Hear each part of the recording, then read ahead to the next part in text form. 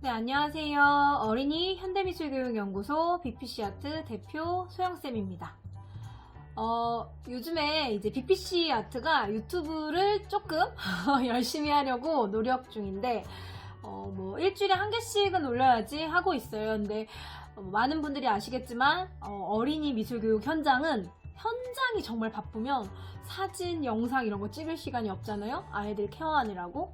그래서 항상 이제 저희는 퇴근하고 찍던가 아니면 오전에 찍어야 되는데, 아직까지는 본격적으로는 막 이렇게 열심히 하고 있진 못해요. 오늘은 제가 이렇게 영상을 왜 켰냐면, 다른 일을 하려다가 메일이 왔어요. 어떤 메일이 왔냐면, 제 개인 유튜브도 보시고 BPC아트 유튜브도 구독하는 학부모님이시래요. BPC아트 다니는 학부모는 아니었는데 평상시에 미술 교육에도 관심이 많고 전반적인 예술 교육에 또 관심이 많고 미술을 또 좋아하신다고 하더라고요. 근데 소영쌤이 추천하는 좋은 미술학원, 좋지 않은 미술학원, 이런 것들에 대한 거를 좀 알려달라고 하셔가지고 고민을 하다가 사실 늘 생각하고 있던 거여가지고 좀 간단히 정리를 해서 소개를 해드리면 어떨까 싶어서 이렇게 영상을 켰습니다. 사실은 일단 저는 학원이란 단어를 별로 좋아하지 않습니다. 그래서 BPC는 저희 스스로가 학원이란 단어를 쓰지 않아요. 그냥 BPC라고 이야기를 합니다. 10년 전에 BPC를 처음 오픈할 때도 미술학원이라는 표현을 최대한 안 쓰려고 노력을 했고, 왜냐면 학원이라는 의미는 자꾸 보습의 개념, 복습의 개념, 예습의 개념 이런 것들이 좀 있고 지식 위주의 수업이라는 느낌이 들다 보니까 저는 항상 미술 공간, BPC 아트 아니면 미술 교육원이라는 단어를 쓰려고 노력을 합니다. 이 영상을 보시는 그 전국의 많은 미술학원 운영하시는 선생님들도 본인의 공간을 자꾸 학원이라는 틀에 가두지 않았으면 좋겠어요. 사업자 등록증은 당연히 학원으로 나오겠지만 브런치 카페가 사업자 등록증이 식당이라고 해서 브런치 카페의 개성이 안 드러나는 건 아니잖아요. 그래서 본인들의 어떠한 네이밍을 가지고 좀 더 이야기를 많이 하면 좋지 않을까라는 생각이 듭니다. 그러면은 그 학부모님께서 제 메일에 주신 대로 제가 늘 생각하고 있던 좋은 미술교육원의 특징 3가지를 알려드릴게요. 한번 들어보시고 공감이 되시는 분들은 댓글 남겨주시고 이런 것도 추가합니다 라고 아이디어 얹어주셔도 좋을 것 같습니다. 이 문장이 갑자기 떠올랐는데 톨스토이 책 중에 안나 카레니나라는 책이 있는데 그 책이 이렇게 시작을 해요. 행복한 가정의 모습은 다 비슷하고 불행한 가정의 모습은 제각각 다 다르다. 저는 학부모님이 하신 질문에 바로 이 문장부터 떠올랐어요. 좋은 미술교육원은 모습이 다 비슷한 것 같아요. 근데 좋지 않은 미술교육원은 제각각 다른 이유로 좋지 않은 것 같아요. 자, 일단 좋은 미술교육원들이 갖고 있는 어린이들 기준입니다. 어린이들이 오고 가는 어린이들에게 미술교육을 하는 좋은 미술교육원이 갖고 있는 공통점 3가지 중에 첫 번째는요. 좋은 미술교육원은요. 재료가 아주 다양합니다. 그리고 그 재료를 교사들이 마음껏 좀 고를 수 있게 아이들에게 주도권을 줍니다. 제가 볼 때는 저는 이제 서울에 있는 좀 원생이 참 많은 그리고 또 유명한 미술교육 기관들을 많이 알고 있어요. 제가 또 미술교육인 세미나를 하다 보면 한 2, 3년 하다 보니까 다 모이시더라고요. 그래서 꾸준히 소통을 하고 있는데 좋은 미술학원의 특징, 여기서 학원이라고 하면 안 되죠. 좋은 미술교육원의 특징 첫 번째, 우리 아이가 재료를 선택할 때 교사들이, 선생님들이 재료 선택에 있어서 자율성을 참 많이 준다. 도화지도 있을 수 있고 색지, 검정색 종이, 캔버스 아니면 채색을 할 때도 파스텔, 물감, 콜라주 재료들이 다양하다거나 아이가 고를 수 있는 재료가 많다라는 건 그만큼 선택의 폭이 넓다라는 거고 아이들이 융통성을 발휘할 수 있는 그 여분의 공간이 상당히 많다라는 거예요. 근데 가끔 좀 안타까운 교육원은 어떠한 바구니에 이번 주 재료를 딱 챙겨놓고 그것만 딱 주는 거예요. 그래서 어머님들이 이제 미술교육 공간에 동네마다 다르잖아요. 동네마다 이렇게 다른데 가보셨을 때 이곳은 재료들을 많이 노출시켰네. 아, 우리 아이가 이곳에 오면 재료 선택을 참 재밌게 할 수 있겠다. 선생님이 주는 재료만 하지 않고 아이가 좀 찾아 나서면서 능동적으로 탐구하면서 할 수 있겠다. 이런 식의 생각이 들면 그곳은 좋은 미술교육원입니다. 그리고 또 미술이라는 것은 작가가 어떠한 재료를 선택하느냐부터가 작품의 시작입니다. 그러므로 아이들이 어떤 재료를 선택하는지도 상당히 중요하고요. 물론 매일매일 자기가 좋아하는 재료로만 하려고 하면 당연히 선생님이 아이에게 어떠한 본인만의 교육적 가치관을 가지고 좀 새로운 재료를 써본다거나 제안을 하겠죠. 하지만 기본적으로 좀 아이들이 선택할 수 있는 재료들이 많았을 때 오히려 더 활발하고 자유로운 미술 시간이 될 수 있습니다. 자, 좋은 미술교육원들의 공통점 두 번째는요. 원장님을 포함한 모든 선생님들이 공부를 한다입니다. 매일 공부를 하는 선생님들이어야 돼요. 특히 이런 것들은 프로그램에 정말 나타나는데요. 어떤 프로그램은 진짜 공부 안 하고 막 급히 짠 것 같아요. 근데 어떤 프로그램은 이 선생님들이 정말 많이 고민을 했다. 어떻게 이런 재료로 이런 수업을 하지? 그게 눈에 보입니다. 그래서 빅피씨도 규칙이 똑같은 수업을 한 번도 하지 않는 것이었어요. 지난 10년간 무한도전처럼 이거를 지켜왔는데 당연히 모나리자라던가 고우의 별이 빛나는 밤 이런 작품들은 너무 유명하니까 여러 번 겹쳐서 감상할 수 있죠. 하지만 이왕이면 우리가 했던 수업은 책으로 많이 남기고 블로그에 올리고 인스타에 올리고 우리는 늘 새로운 수업을 기획한다. 이게 저희의 좀 목표였는데요. 그러려면 교사들이 혹은 원장님이나 이제 저 같은 대표자가 공부를 매일 해야 돼요. 그래서 여전히 저는 어른들을 대상으로 하는 강의도 많이 하고 책도 꾸준히 쓰고 그러고 있지만 하루에 최소 1시간씩은 어린이 미술교육 해외 사례라던가 국내 미술관 사례 이런 것들을 좀 연구하는 편이에요. 그러면 당연히 교육이 좋아질 수밖에 없거든요. 그래서 어머님들이 미술교육원에 가셨을 때 원장님과 선생님들이 평상시에 공부를 좀 많이 하는가 이런 것들을 어떻게 알아보나요? 이렇게 물어보실 수 있는데 예를 들어 매주 이 선생님들은 무엇을 연구하고 독서 토론을 한다거나 아니면 다 같이 무슨 공부를 하고 있다거나 어떠한 추가적인 아이에게 필요한 자격증을 딴다거나 이런 모습들이 보이겠죠. 실제로 저 같은 경우에는 미술교육원을 운영하면서 오전에는 시립미술관으로 도슨트를 꾸준히 갔었어요. 그리고 저희 선생님들한테도 오래된 선생님들한테 미술관 도슨트 공부를 해라 이런 것도 많이 알려줬었고 그래서 저는 죽을 때까지 교육인이라면 공부를 해야 된다라고 생각을 하고 좋은 미술교육원은 원장님이나 선생님들이 꾸준히 재료 탐구 그 다음에 프로그램 탐구, 작가 공부, 그 다음에 어린 아이들의 발달 단계, 아니면 심리 이런 것들에 대한 공부나 회의를 한다라고 생각을 합니다. 제가 이야기를 왜 하냐면 어떤 분이 이런 말을 하시더라고요. 제가 이제 미술 선생님들을 많이 가르치는데 본인이 이제 미술교육원을 오픈을 할 건데 자기가 선생님으로서 무엇인가를 배우는 게 오히려 부족해 보이지 않을까요? 라고 하는데 이거는 정말 생각을 좁게만 보신 거예요. 미대를 나왔다고 해서 무조건 다 미술을 잘 가르치는 게 아닙니다. 왜냐면 미대는 과가 있어요. 패션 디자인학과, 금속 디자인학과, 회학과, 도예과 이런 식으로 과가 다르기 때문에 그 과에 관련된 건 상당히 해박할 수 있지만 그 외의 과는 대부분 전공을 하지 않았죠. 그렇기 때문에 미대를 나왔다고 모두가 좋은 미술 선생님이 되는 것이 아니라 좀 전반적인 미술의 공통적인 부분들을 배워야 되죠. 그래서 미술교육대학원도 있고 아니면 여러 자격증이 있을 텐데 공부를 꾸준히 하는 선생님들은 본인이 이런 부분에선 내가 뛰어나지만 이런 부분은 많이 부족하네 하고 꾸준히 배웁니다. 꾸준히 배운다는 건 결코 학부모님들이 그걸 보고 저 선생님 부족해서 배우는 거야 라고 생각하지 않아요. 그래서 자기가 완벽하다라고 생각할수록 오히려 공부를 많이 안 한 경우가 많은 것 같아요. 그래서 어머님들도 이런 부분을 염두에 두고 이 선생님들은 무엇을 공부하는가, 이 원장님은 어떤 공부를 해오셨나, 앞으로 뭘 하시나 이런 것들 관심 있게 보시면 좋을 것 같아요. 제가 들었던 말 중에 가장 기분 좋았던 말이 빅피씨를 처음 시작할 때 소영쌤은 진짜 28살에 물론 대학원은 졸업은 했지만 열정이 정말 많은 새내기 선생님이었는데 10년이 지난 지금 제가 이소영 선생님을 보면 어떻게 저렇게 책도 쓰고 강의도 많이 하고 미술 교육이 분야별로 넓어져서 저렇게 활동하시지? 그걸 보면서 어머님들도 되게 많이 용기를 얻고 와, 진짜 발전하는 선생님들이다 라는 생각을 했대요. 그래서 이 영상을 보시는 학부모님들 또는 미술 선생님들도 늘 공부하는 미술 선생님이 되셨으면 좋겠고, 선생님들이 공부를 꾸준히 하는 미술교육원이 좋은 교육원입니다.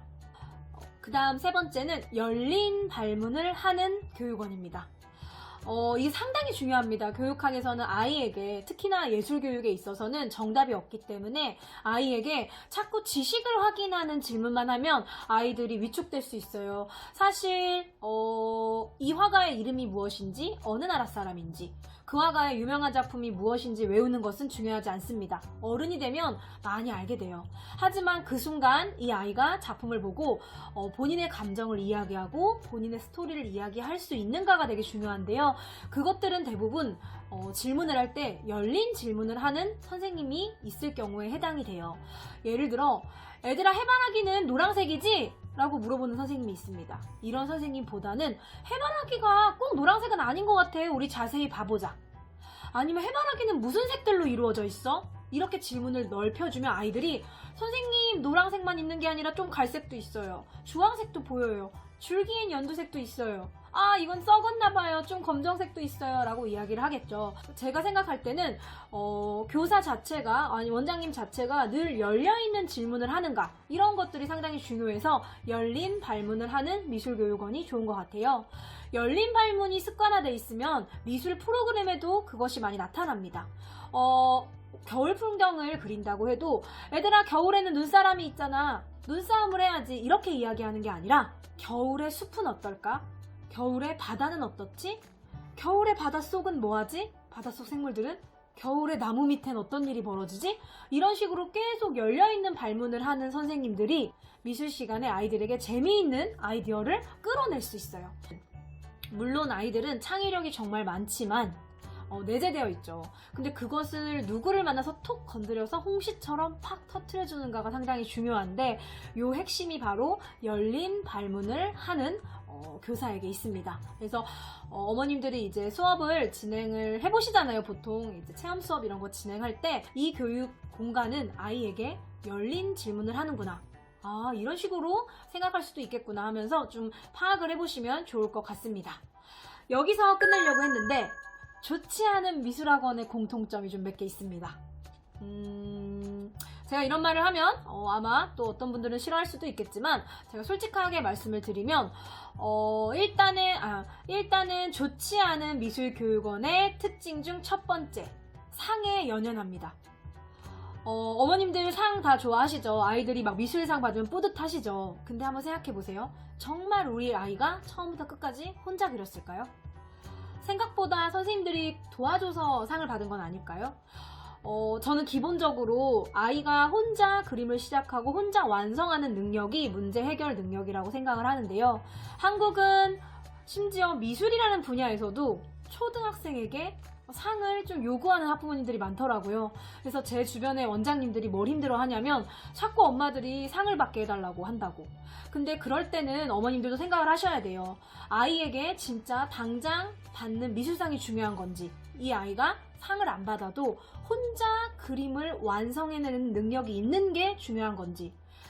제가 한 2년 전에 되게 큰 미술대회 심사위원장을 맡았어요. 그때 당시에 제가 어떤 대회라고 밝히진 않겠습니다.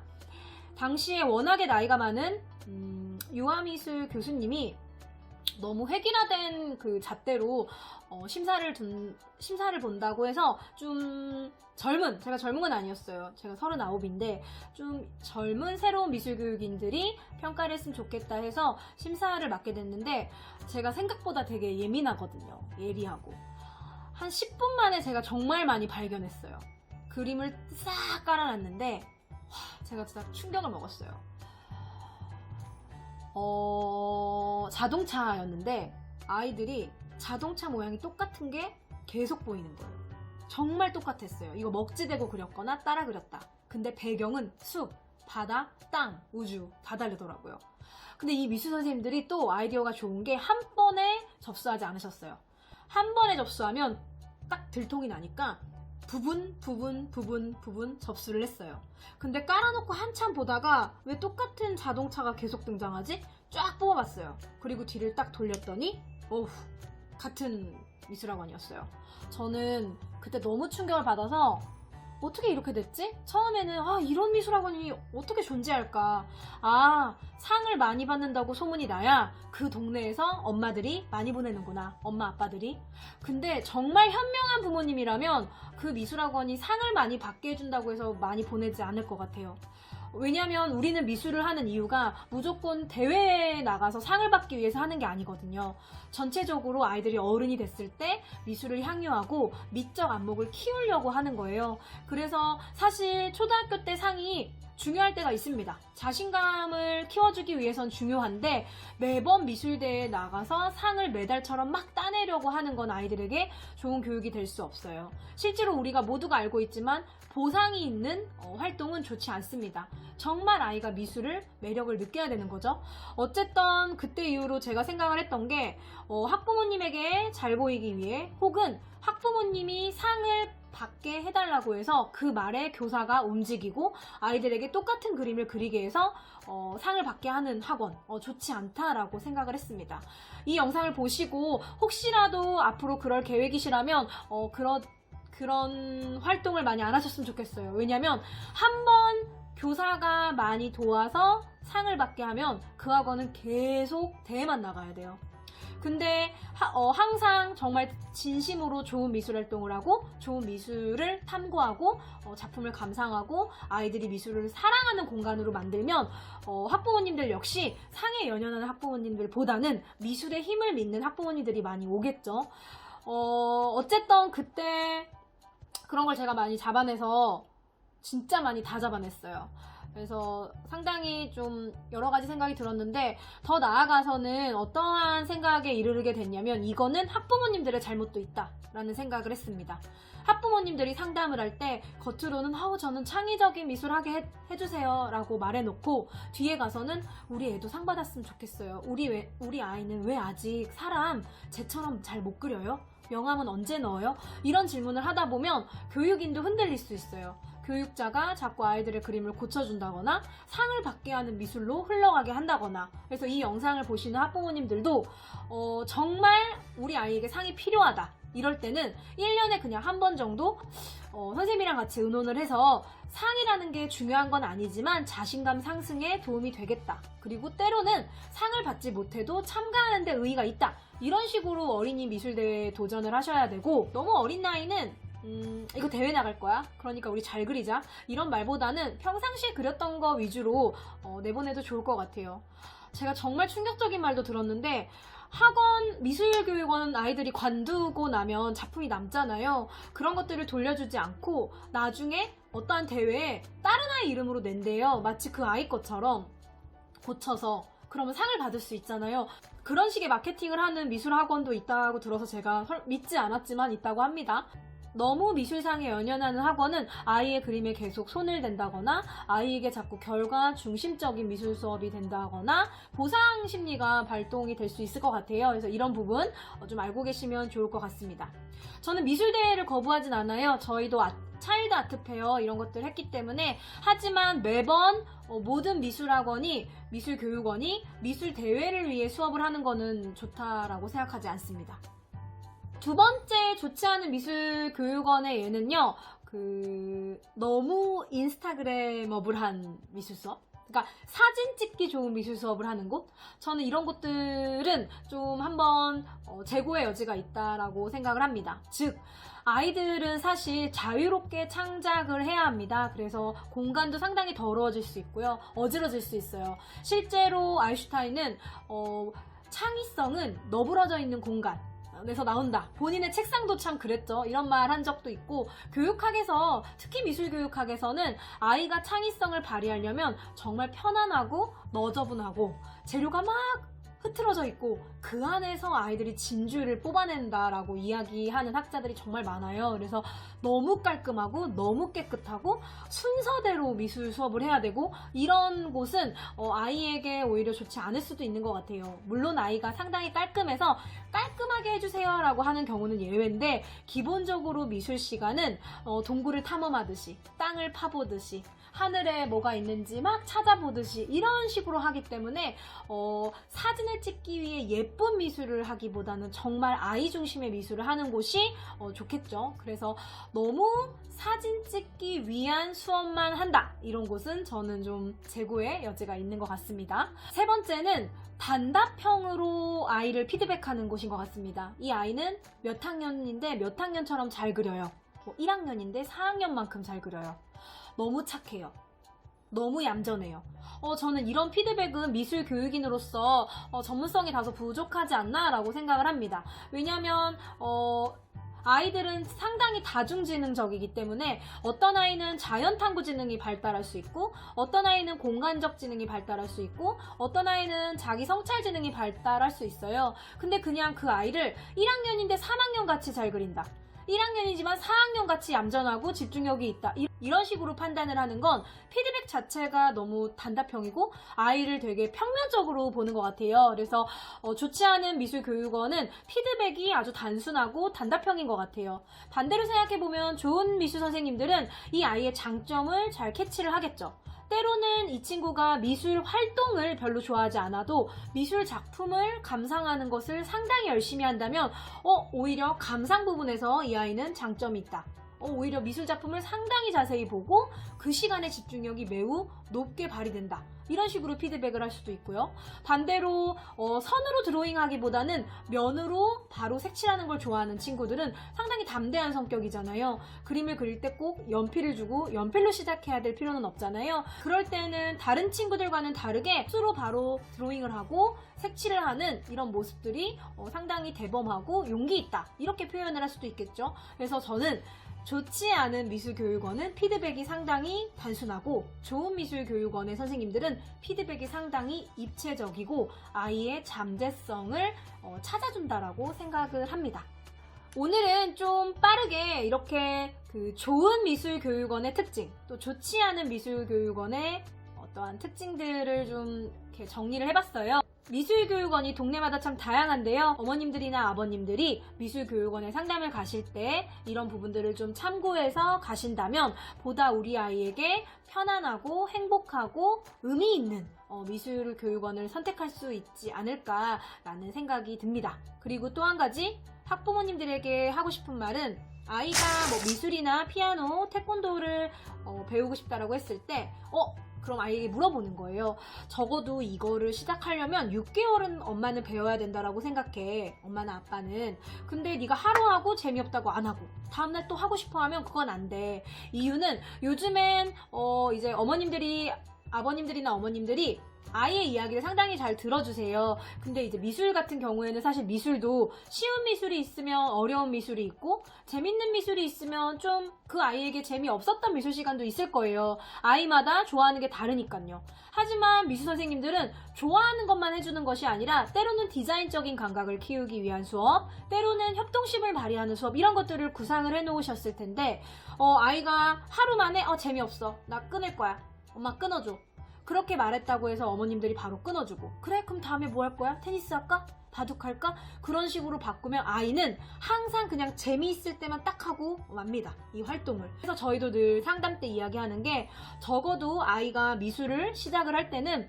정말 최소 3개월, 그리고 평균 6개월 정도는 이 교사도 아이에 대한 계획을 세우고, 아이도 이 6개월이란 기간 동안에 내가 이런 미술도 해보고 저런 미술도 해보고 이런 미술도 해보면서 다양하게 희노애락을 겪는 거죠. 그 과정에서 성장을 하고 성취감을 느끼고 재미난 미술 시간, 의미 있는 미술 시간이 되는 거기 때문에 미술교육원을 가실 때는 한 번만에 판단하시고 한 번만에 끊으시고, 이런 것들은 좀 삼가하시는 게 좋습니다. 이거는 미술뿐만이 아니라 피아노나 태권도도 마찬가지인 것 같아요. 그래서 항상 아이와 함께 대화를 하고, 어떠한 새로운 과목을 배울 때는 뭔가 가족이 함께 그것을 계획하고 약속하고, 그래 미술학원 가자, 미술교육원 드디어 보내자, 재밌겠다. 하지만 늘 재미만 있는 건 아닐 거야.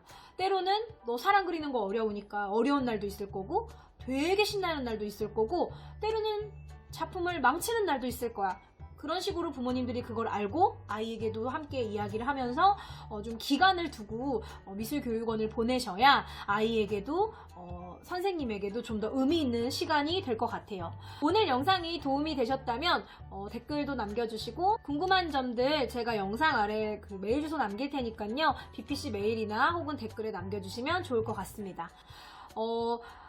아이들이 어린 시절에 자유롭게 재료를 선택하고 자기만의 방식으로 정답이 없는 문제를 해결하려는 것, 저는 이것이 미술교육의 힘이라고 믿기 때문에 많은 어린이들이 미술을 더 많이 체험하고 더 많이 교육을 받고 선생님과 소통을 하면 좋겠어요. 그래서 이 영상이 미술을 시작하려는 어머님들에게, 아버님들에게 조금이나마 도움이 되기를 바랍니다. 그럼 오늘은 여기까지 하겠습니다.